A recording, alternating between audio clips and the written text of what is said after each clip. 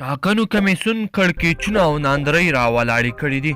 که چیرې ټاکنو کمیسیون په دې شکل خپل کار ته دوام ورکړي نو ټاکنې به بحران سره مخ کړي.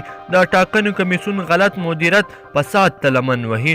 یوازینی ټیم د اشرف غني و چې هیڅ مداخله او هیڅ یې نه ویل چې داسې دې وشي یا دې په داسې شکل وشي.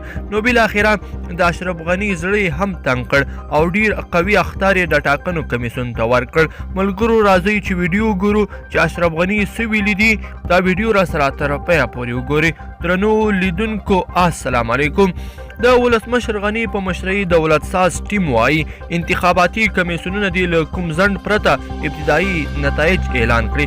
د دولت ساز ټیم د سیاسي کمیټې له لوري په خپره شوې اعلامیه کې راغلي چې له کوم څرګند دلیل پرته د ټاکنو د پایلو اعلان کې ځنډ هیواد له ګونګ حالت سره مخامخ کوي او د نه شفافیت په صورت کې دی دغه حالت د هیواد اقتصاد او سولې پروژیان ته زیان رسوي.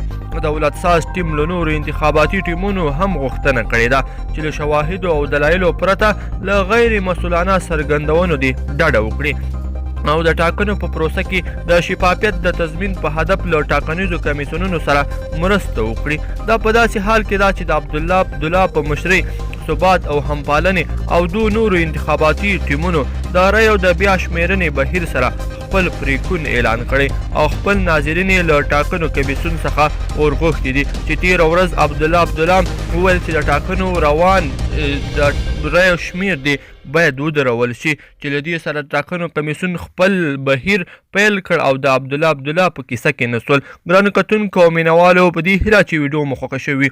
که چیرې مو ویډیو خوښه شوې وي در سره لایک کړئ او نورو دوستانو سره هم شریک کړئ تر څو هغوی هم له دغو معلوماتو څخه خبردار شي. مننه.